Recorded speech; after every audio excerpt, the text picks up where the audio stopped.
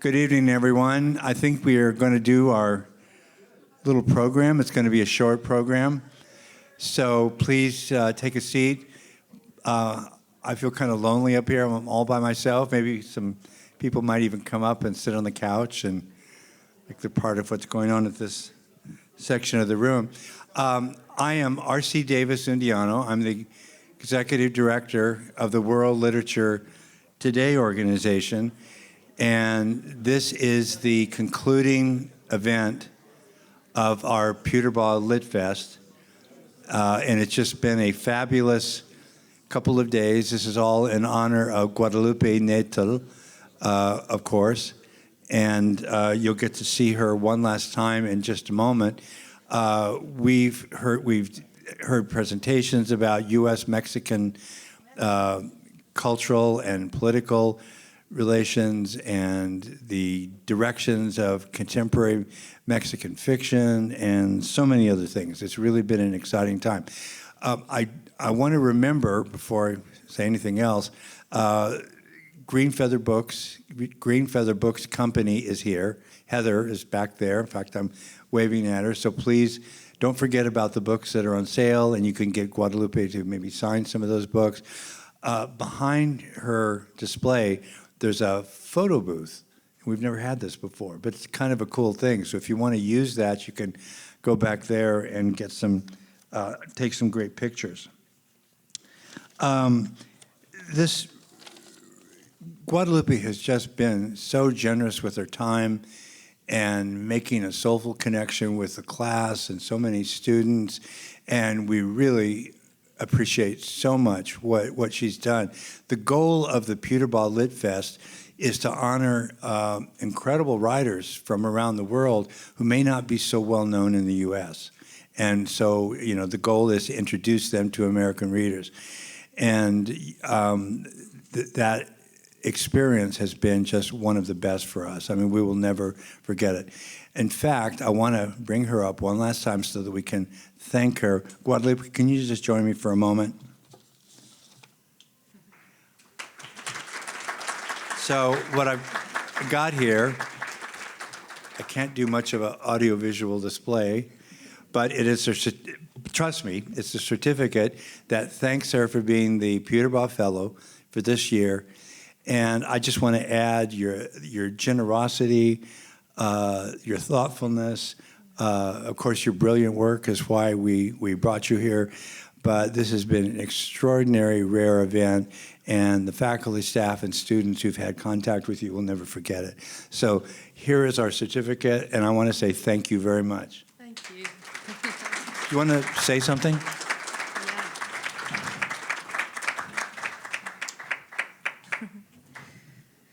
I just want to thank you all, RC, for the invitation and the wonderful team of World Literature Today.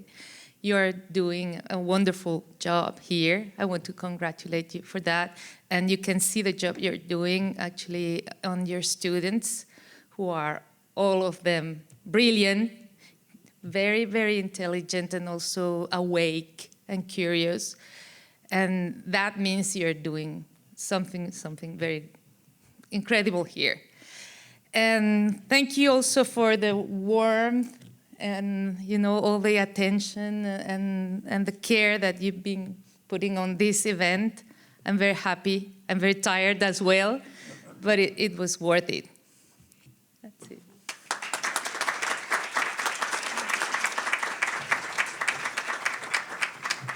Thank you. You have family here now, so we expect you to come back again. So, our speaker tonight, we have a brief program. Our speaker tonight is from the Mexican consulate in Oklahoma City. Head Consul Edurne Pineda has been a diplomat for 25 years. She was previously in the office of the Consulate General of Mexico in Chicago, Atlanta, and Dallas, where she coordinated every area of the consul's work and was Deputy Consul General for 10 years. In 2022, she became Head Consul of the Consulate of Mexico in Oklahoma City to provide consular services and assistance to the growing Mexican-American community in the state of Oklahoma. I think there are about 400,000 Mexican nationals in the state. Her work promotes economic, social, cultural, and touristic relations between Mexico and Oklahoma. Please give a warm welcome to Head Consul Edurne Pineda.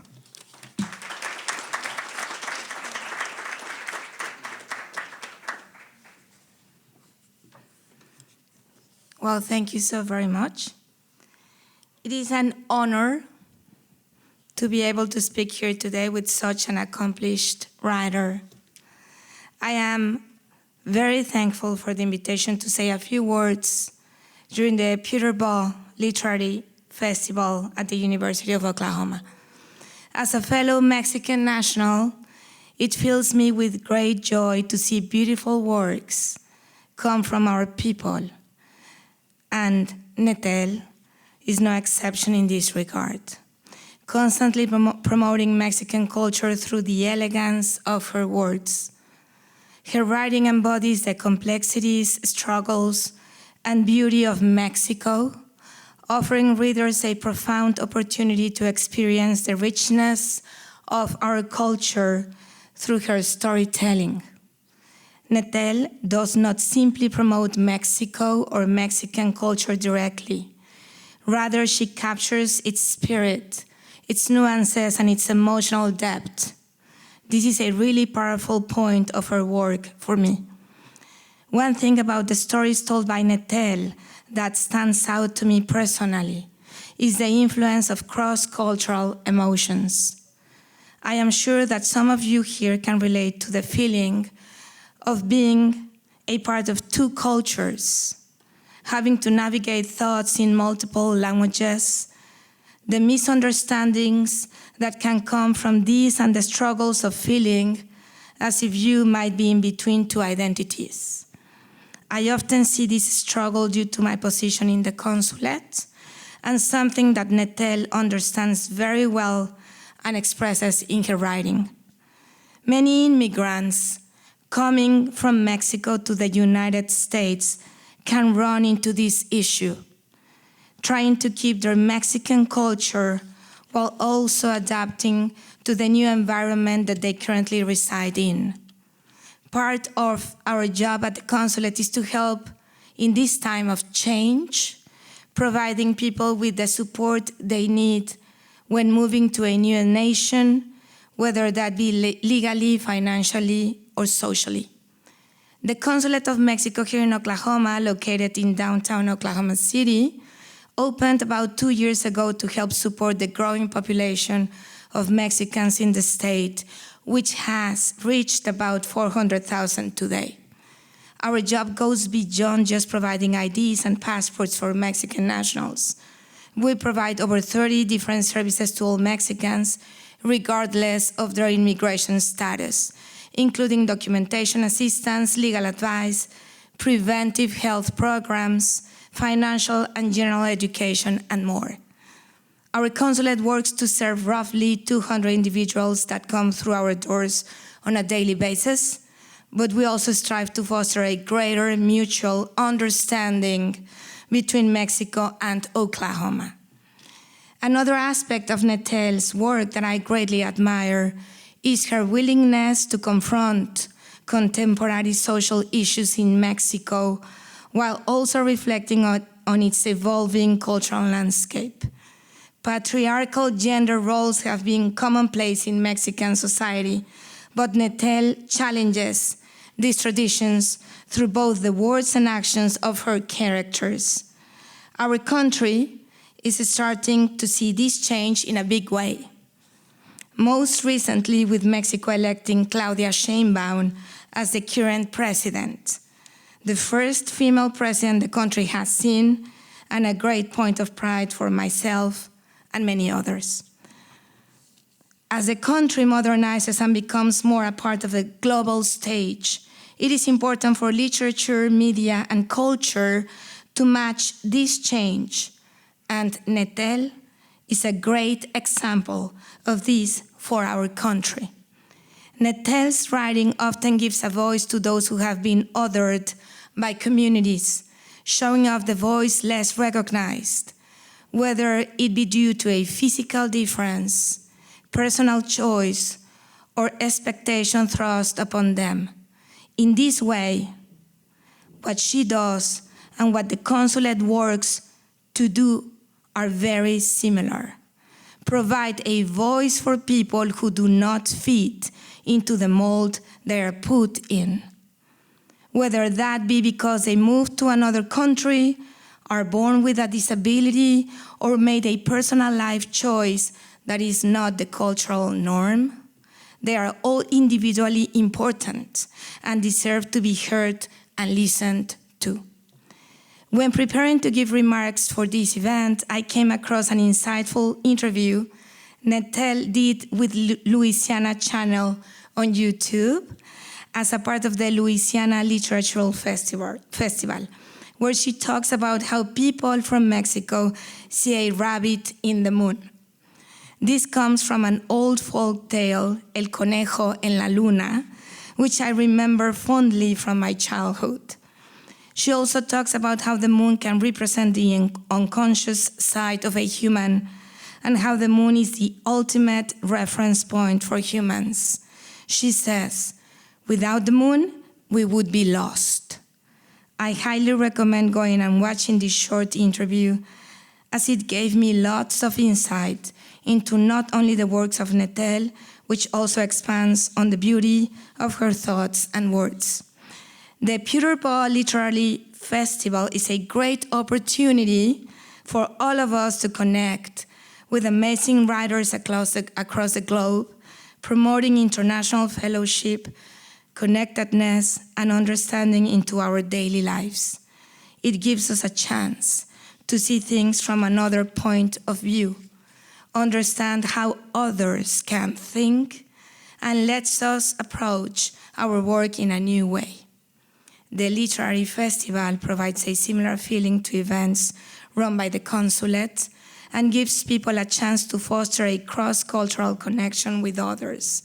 I am very thankful that the University of Oklahoma promotes international connections with events like this, and I hope that whether it be with Mexico and the United States or any other country around the world, we can all become more connected through our writing and the writings of those around us. Thank you for the invitation to speak with you all today, and I hope we can continue to foster a cross-cultural relationship together. Thank you.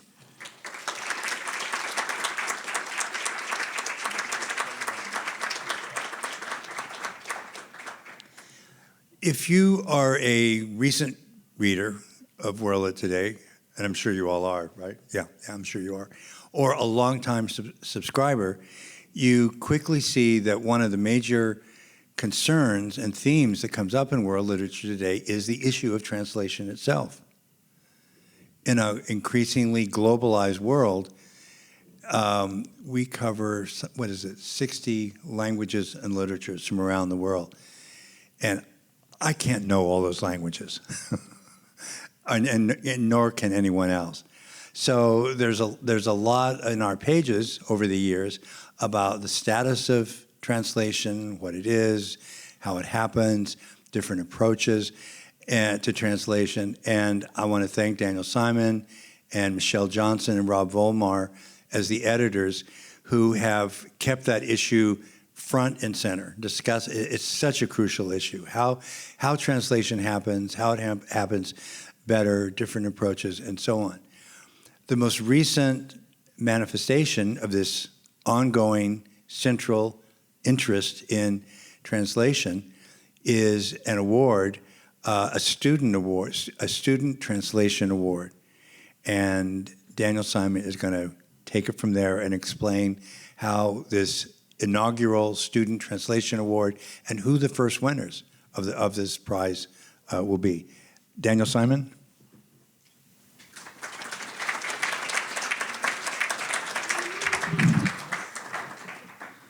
Thank you, RC. Thank you, everyone. Good evening. How's the sound? It's It's good. Okay. I'm really delighted to be here with you. I would like to personally thank Guadalupe and Rosalind Harvey for that wonderful talk this morning, the keynote of Writing with Light, which we'll publish in the July issue of WLT. And if you didn't get to hear it in person, you'll get to read it in our pages. And it was just a beautiful, inspirational talk. So I'm really also delighted to announce the winners of the inaugural University of Oklahoma Student Translation Prizes. This new award, which is $250 for the winning prose translation and $250 for the winning poetry translation, was made possible by a generous gift from Dr. Alice Catherine Carls, who's a longtime contributor to WLT and a current editorial board member, supplemented by matching contributions from OU's Dodge Family College of Arts and Sciences and the David L. Boren College of International Studies. 3 OU faculty members, Dr. Emily Johnson, Dr. Mina Robin-Sabit, and Dr. Julie Francoise Tolliver, judged the long list of entries, and I served as chair of the jury. Final selections were made by a guest judge, Dr. Ann O. Fisher, an OU graduate and award-winning translator from Russian, who studied under Dr. Johnson here at OU.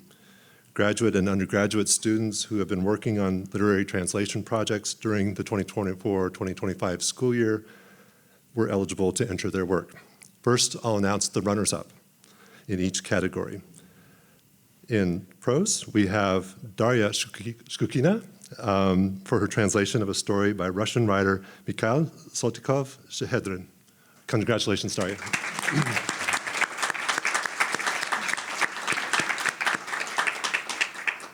And in poetry, Aidan Wilson for his translation of some Farsi poems by Omar Khayyam. Aidan, are you here? Congratulations.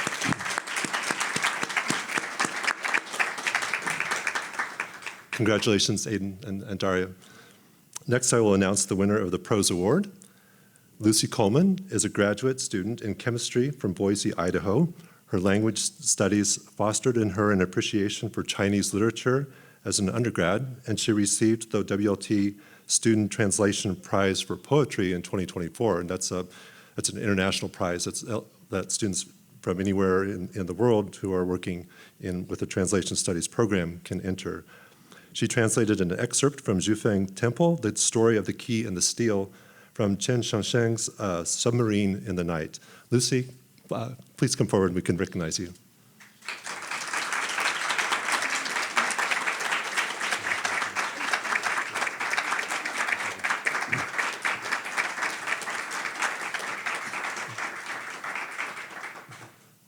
Dr. Fisher had this to say about the winning entry.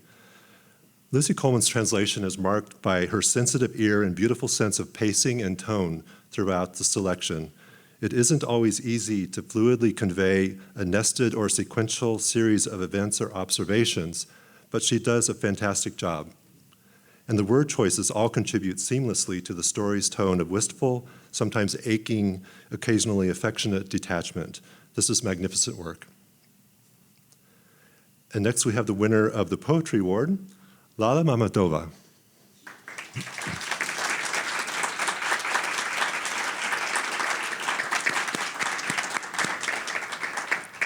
Originally from Baku, Azerbaijan, Mamadova is an OU exchange student, a WLT Student Advisory Board officer, and a WLT intern, double majoring in English and American Studies, as well as general and comparative literature. She enjoys creative writing and aims to pursue a career in writing and publishing. She translated 3 poems by the Azerbaijani poet Mirza Ali Akbar Sabir.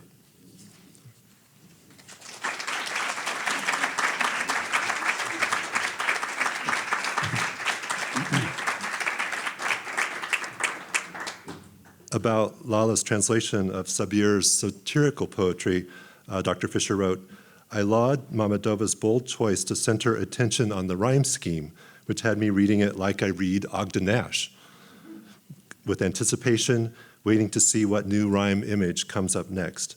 I also enjoyed the thematically relevant details, for example, that square hat, a graduation cap, but described in words chosen to convey both the speaker's ignorance and his disdain." A fine performance. World Literature Today is proud to champion the work of student translators and to foreground the art of literary translation in its pages. Thank you all. Congratulations again to our finalists and runners-up, and please join me in congratulating everyone here for the work that they do on behalf of translation and world literature.